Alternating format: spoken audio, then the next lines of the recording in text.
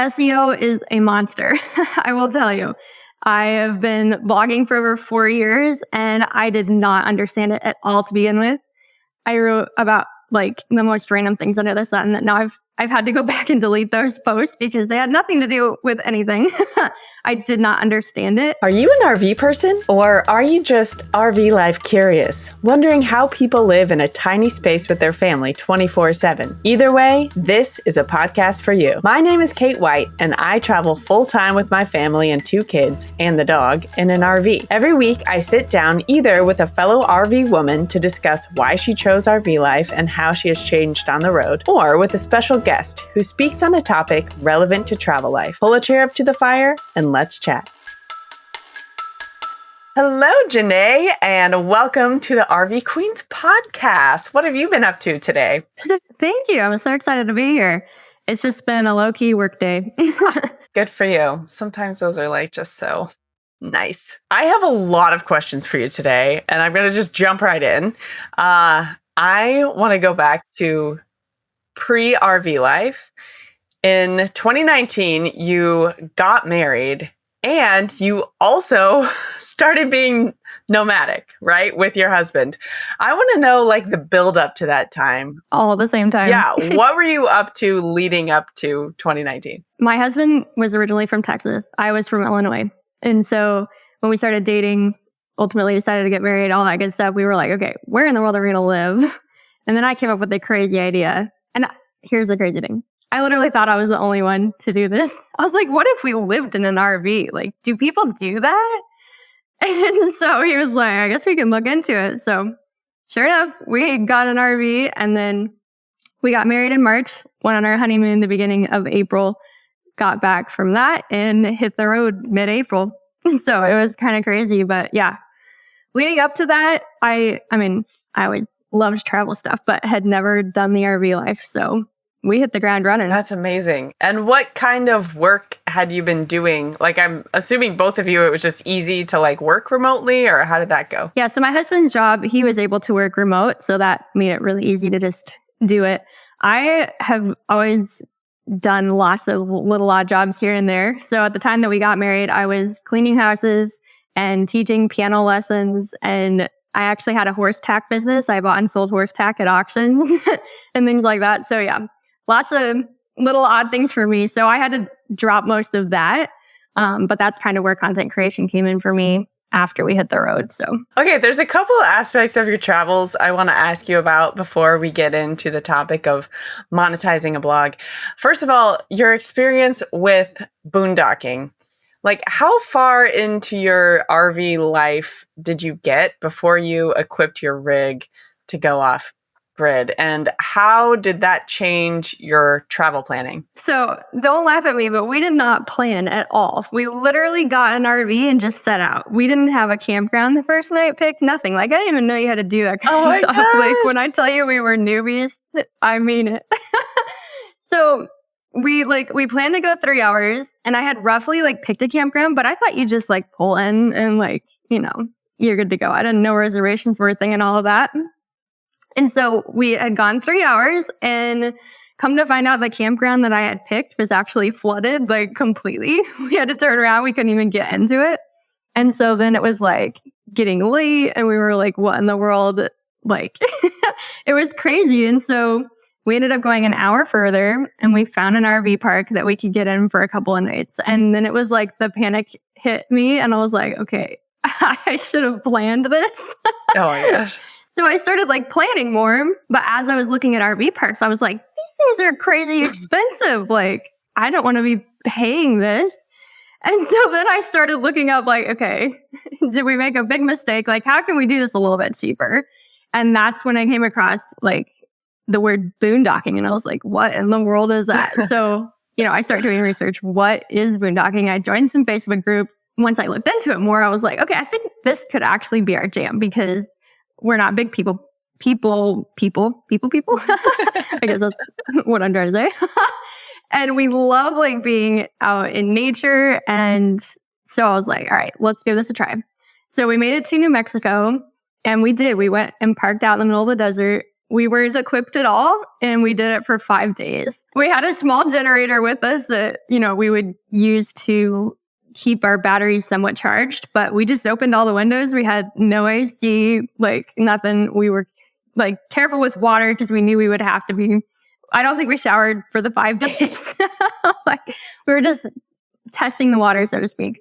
And then we realized we loved it and pretty much jumped into, okay, how can we get better set up for this? And then from New Mexico, we were headed up into Colorado, and it was really crazy timing. God really worked it out for us. I got a message on Instagram from a brand. It was this guy who was just starting a solar brand in Colorado. And he was like, hey, I see you guys have started boondocking. Would you let me put a solar setup on your rig? In exchange for talking about it. And I was like, heck yeah, let's do this. So we did. We went to his property in Colorado, and it ended up being a whole thing. We worked with multiple companies and put it all together. But yeah, it kind of all happened pretty fast. And then from that point on, we switched between boondocking and Passport America RV parks, pretty much. Kind of a crazy start to it, Amazing. But it led to us finding what we loved. So I guess it all worked out. Yeah, good for you. I love that you just dove in and kind of figured it out as you went. In addition to RVing around the US, you've also traveled internationally, most notably Iceland, Scotland, Ireland, and Canada. Is that right? Yeah, I think we're up to 11 or 12 countries now, but those are the main ones. Nice. Okay, tell me 3 of the most magical experiences that you've had internationally. Maybe the number one just happened 3 weeks ago, which is crazy. We were just in Iceland for several weeks. And one of the nights that we were there, the Northern Lights came out so strong that oh my goodness. It was 11 o'clock at night, and we were getting ready to go to bed, and I thought, I'll just check outside really quick, and went out, and they were in all their glory. It was so unreal. I was literally in flip-flops outside. It was so cold, but I was just too excited. I stayed out there for 2.5 hours. It was epic. And then of course they followed us home, but they still weren't as good. Ireland, my favorite thing that we did was we stayed at a castle for 2 nights, and it was just unreal. One of those pinch me moments. That was really cool. We also did an ice cave, an ice tunnel in Iceland. That was pretty cool. That might have to be my third one. Oh man, that sounds amazing. I haven't been to Europe since, dude, I don't even want to say the number of years. I think it's 15 years ago. And I'm so antsy to get back. I love it over there. Oh my goodness. You got to go back. Yes, I know. Let's go ahead and dive into the topic of monetizing a blog. First of all, I want to highlight the fact that you are a full-time blogger, content creator, social media manager. You do this full-time, and you know what's up with making money from the content you create, right? I'd like you to address a question right off the top, which is, why is blogging still relevant in 2024? With what Google's doing right now, it makes that question even bigger, honestly, because it's a dumpster fire. I think it's mainly still relevant because even with the rise of AI and things like that, people still care what other people have to say, and they want our firsthand experience and knowledge, especially when you build a community and relationships with these people. They keep coming back to you because they learn to trust you, and then they want to know more from you. I think it's because of the community and just the connections that you make through it. Describe for us, what are the different ways you can make money from blogging? There's a lot, just like with any other type of content creation. So you can do brand deals just like you would on Instagram or YouTube, things like that. The main ones, though, I would say are ad revenue. So there's different ad networks that once you hit a certain level, you can apply to them. And then if they accept you into their program, then they'll put ads on your site and they manage it all for you. So you don't have to go back and forth with different companies to advertise on your site. They handle it all for you. And then it's like an ad share. So some of them keep 20% and give you 80%, different amounts like that. And for anybody looking to add ads onto their site, you can start with Google AdSense. I don't even think there's a minimum threshold, but there is a minimum payout. And a lot of people don't even reach it. It's quite ridiculous. And the ads are really terrible. They slow down your site. So I would recommend waiting until you hit maybe around like 15 to 20,000 sessions and then start looking at ads if you're desperate for the income. If you can wait even longer, then that's even better. And some of the medium level ones would be like She Media or Ezoic. I was with She Media for 3 years, and I actually just left them 2 weeks ago because I got accepted into Mediavine, which is sort of like the holy grail of ad networks, I guess. It's what most people aim towards. And you have to have 50,000 sessions in 30 days to be able to apply to them. And then the one past that is if you have 100,000 page views in 30 days. And that one is called Raptive. So there's like different levels depending on where you're at in your blogging journey. But yeah, so you can do ads. Another really popular one is going to be affiliate marketing. There are specific RV affiliates. Some of the main ones that I like to promote would be Passport America and Harvest Host. Those are like camping memberships.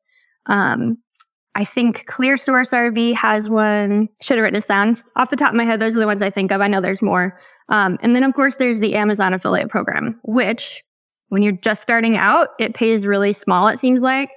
But once you get the momentum, it's actually a really large source of income for me now. So that one is nice too. I mean, there's a few more that you could do. You can like sell products on your site. You can create digital downloads and things like that. But I would say ads and affiliates and like brand deals are going to be probably the 3 biggest ones. Has Amazon been the most lucrative for you so far over the years? If you had asked me that question a year ago, I'd have said no, because I wasn't making very much with it at the time. But since then, I've really learned how to optimize my site for that. And I've also written more affiliate focused blog posts. And they recently have started like a creator rewards program, which is kind of nice. So if I hit certain amounts of shipped revenue in a month's time, then I get a bonus on top of that. So, I mean, I got close to 4 figures last month from Amazon alone. So it definitely can be really nice. Good job. That's amazing. Okay. Tell us about working with brands, because there are a lot of RV women who are getting into or established content creators. They're used to doing the reach out to brands and doing that whole content. What kinds of brands have you found want to partner with you for blog content? The blog space is a little bit different when you're working with brands, because a lot of times you have to educate them. Some of the time they'll already have some sort of blog presence from their team, so they'll understand it a little bit more. But a lot of the time they don't understand it and they just want the social media side of things because that's what most people do. So the first step is kind of educating them if they're not familiar with it. And some of the main benefits are like with social media, it's not really evergreen, especially Instagram nowadays. You're lucky if you get, a day or two out of a piece of content unless it happens to go viral.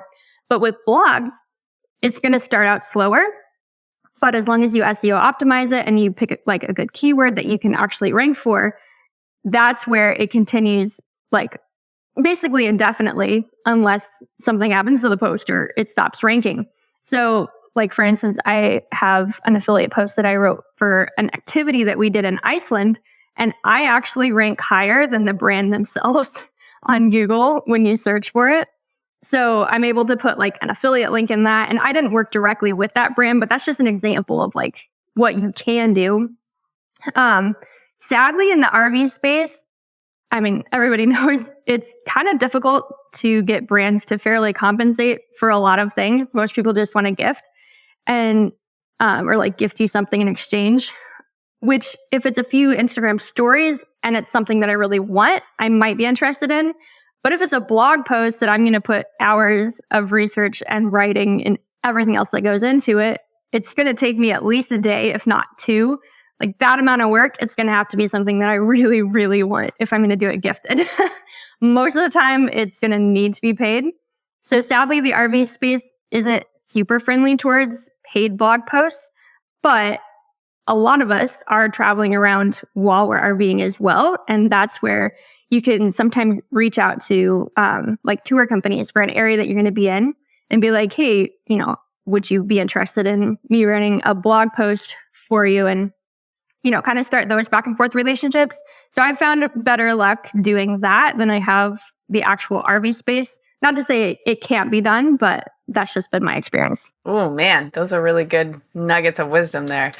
Okay, so having the proper SEO behind the scenes and like having keywords and topics and all this stuff, I am assuming is like a big part of how you drive traffic to your blog. How do you find topics and keywords to use in your blog posts? There's a lot of different ways that you can do it. My favorite way is with a tool called Key Search. It's keysearch.co, not .com. It is a paid tool. I think like if you use a discount code, I think you can get it for around like $11 a month or something like that. That is one that I use. I also use another one called Rank IQ. That one's more expensive. It's $30 to $50 a month. Or you can also just use Google itself. You can use the Google search engine and type in RV space A and just see what comes up next. Backspace it and put a B, see what comes up next. These are going to be things that people are actually searching for. The problem with that, you can't see how many searches a month, so the search volume, and you can't see like how difficult it's going to be to compete for that keyword. So that's where the tools like Key Search will come in. It gives you like a difficulty rating. And then based on your blog and the size of your blog, you can kind of determine what difficulty rating you can target. And then it also shows you the DA, the domain authority of the top 10 blogs that are currently ranking for that. And so that gives you an idea, based on how you relate to that, if you're going to be able to maybe rank. SEO is a monster. I will tell you. I have been blogging for over 4 years and I did not understand it at all to begin with. I wrote about like the most random things under the sun that now I've had to go back and delete those posts because they had nothing to do with anything. I did not understand it. And honestly, it took me investing in a really expensive course before it finally clicked and I finally understood. But that's where Pinterest is nice, because if you haven't fully figured out SEO yet and you're not ranking on Google, you can go ahead and start to get the Pinterest momentum like I did. And then once you figure out the Google, they go hand in hand. Now my Google traffic is slightly more than my Pinterest traffic, but it was really nice to have that Pinterest to carry me while I was working my way up to the Google traffic. But yeah, SEO is a beast. We could talk about it for literally hours and not cover it all. Well, real quick, I want to ask you about Pinterest, but will you share the course that you took for SEO? It's Nina Clapperton is who did it. I actually do have an affiliate link. It was like, I want to say $1,500 and it's been a bit, so don't hold me to that, but it was a big investment, but it definitely turned things around for me SEO wise. And I would not be at Mediavine today if it hadn't been for that. I can guarantee you that much. Amazing. Well, thank you for sharing. I'll try to look that up really quick and then get back to you. Yeah, no problem. And we can put your affiliate link in the show notes too, so everyone can help give you a little something if they decide to invest in that course too. Hey friends, pardon the interruption. This is a sponsored episode, and it's time for a short ad break. All right, friends, let's get real for a sec. Cleaning every part of your RV, including the nasty bits, is a big part of RV life. We use wastewater products for our camper from Unique Camping and Marine that are the best. They have a 2-in-1 toilet cleaner and black tank treatment called Flush It. That is freaking brilliant. Find these and many other useful RV products at uniquecampingmarine.com and use code RVQueens for 15% off your order. Okay, let's talk about strategy with Pinterest.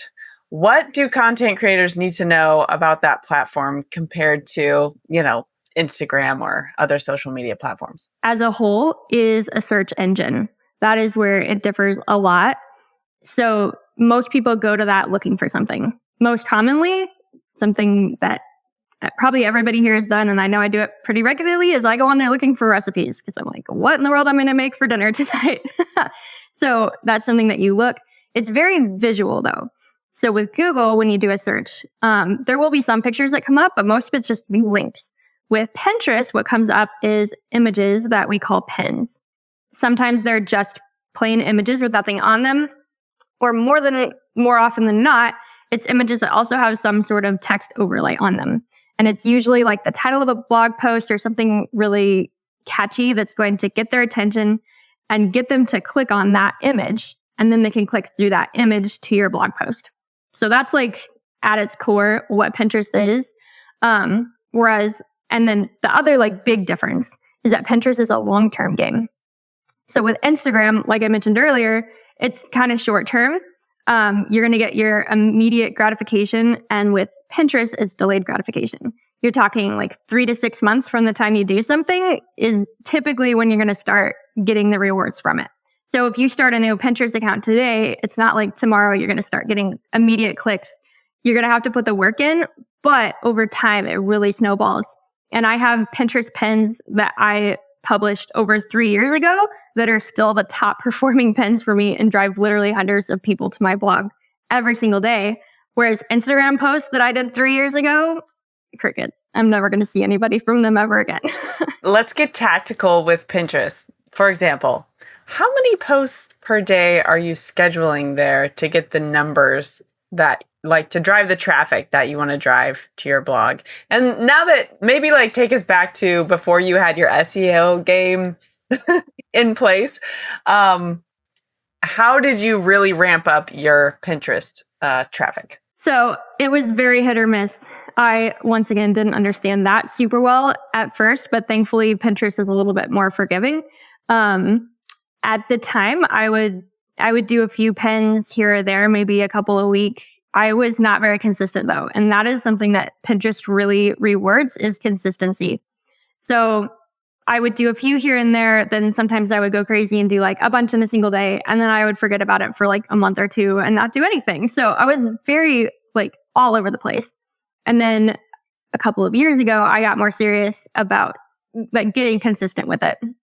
And I would say I should probably look, but I would say maybe the last 2.5 to 3 years, I've been doing at least one pin every single day.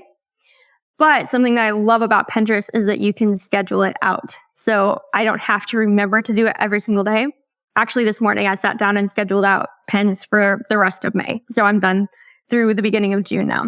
So that's something I really appreciate. It's not as social as Instagram would be. I could use a scheduling platform on that, but you still have to go interact with people and there's comments and there's messages. With Pinterest, it's kind of set it and forget it. So I can schedule it all and then I might check in on it, just, glance at my analytics. Occasionally I will get comments and things like that I'll reply to. But when I was in Iceland for 3 weeks, I had everything scheduled out before I left and I didn't touch it the whole time I was gone. And it just kept consistently blowing out for me. So that's something that I do really like about Pinterest. And then let's also dive into like other specific settings and stuff. I know each of these social media platforms like has its own algorithm and its own, back end SEO tactics and stuff like that. What are the Pinterest specific things that you implement to optimize views on your posts? So at the beginning, you're going to have your boards that you're going to set up and you want to make sure that you fully optimize them with a title for the board and then also a description. And you want to include keywords in that board description that describe the things that you might find on that board. It makes sense.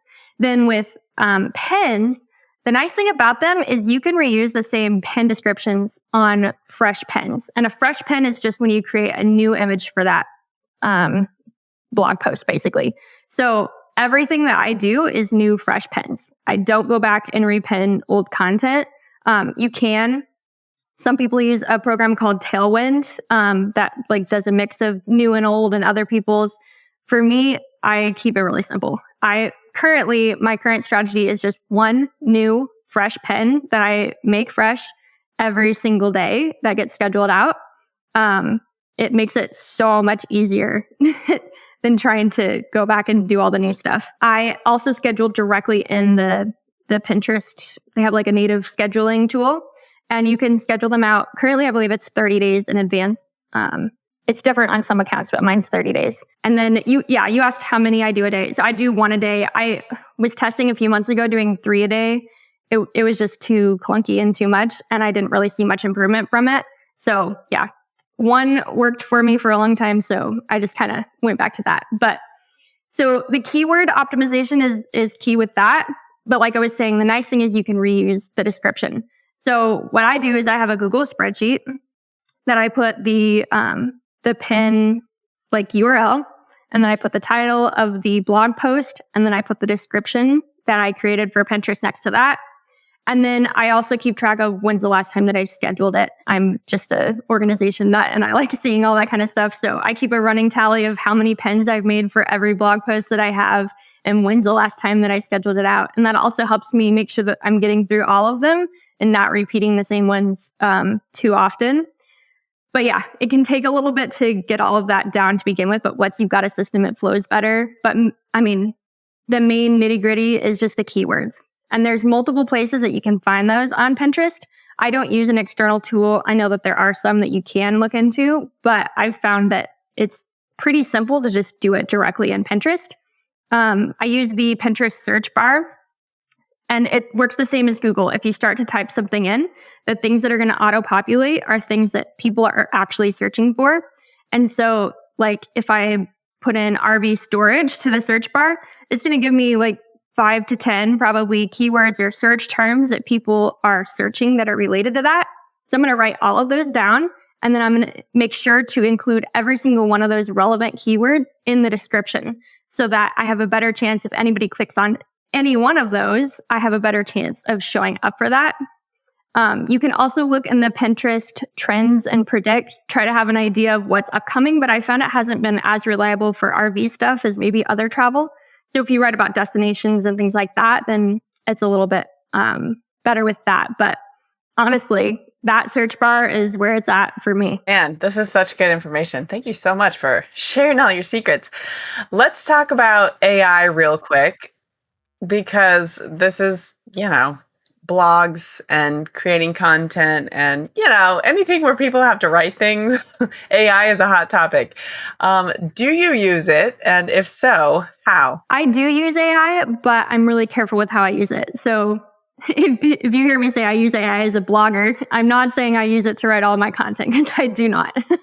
I use it more as a tool, almost like an assistant to help me with little tasks that are time consuming. So for instance, these Pinterest descriptions that I'm talking about, I go in and I do all the keyword research myself. And then I might go over to ChatGPT and say, write a detailed Pinterest pen description for a blog post titled, and I'll put the title. And then I'll say, like, write it on like a 5th grade level or something to where it's not using big, crazy words.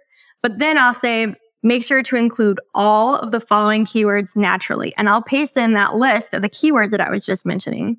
And then the nice thing about that is it comes up with a cohesive Pinterest pen description that makes sense, because sometimes it's hard to fit in all those keywords and still make it make sense. And it's like so much faster than me typing it out. So it's basically still what I would have done, but it's much faster for me. So that's one way that I use it.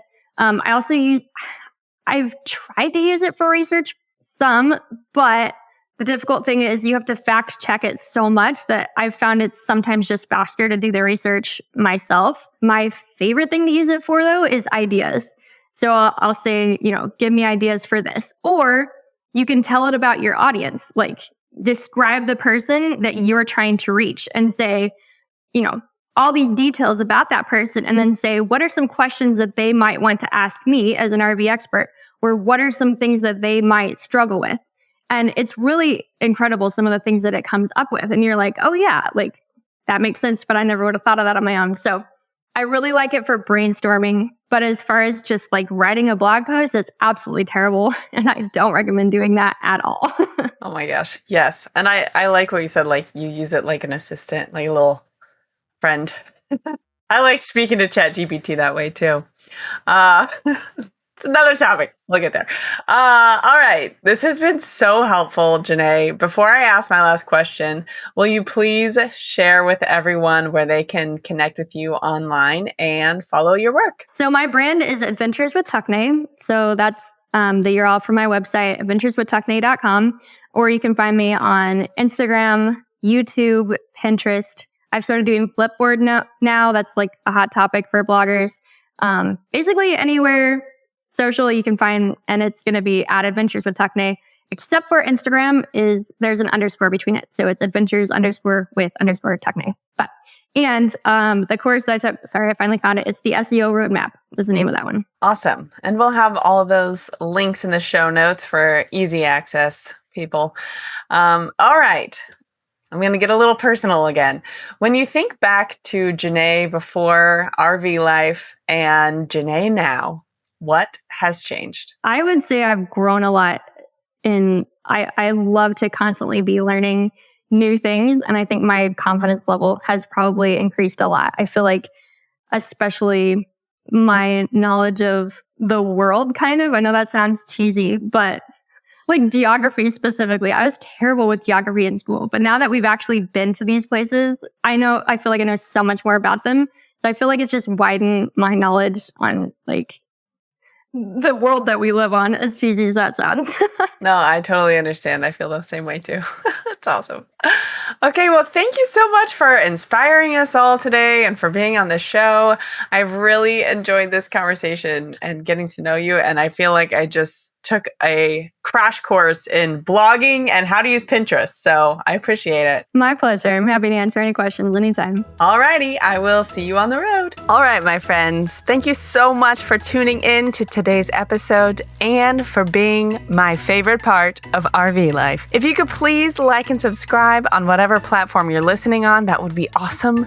And listen, if you want to have conversations like I had on this episode with your fellow RV women, head to rvqueenspodcast.com/community and choose your RV Queen Circle today. All right, guys, I'll see you next week, or hopefully I will see you on the road. Nice.